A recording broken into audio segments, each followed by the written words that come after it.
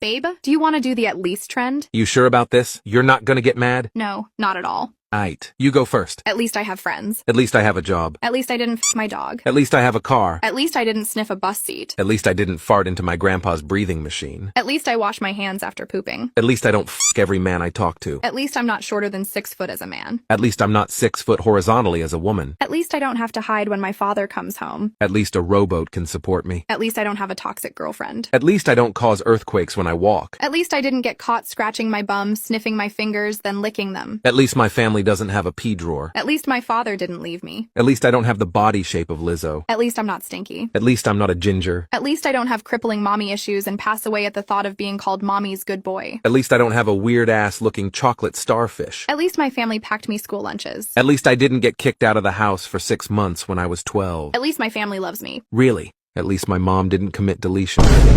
At least my father didn't go back to rehab 4 times, and each time he'd promise me that he would get better. At least my older siblings didn't have to take care of me my whole life. At least I didn't have a broken childhood.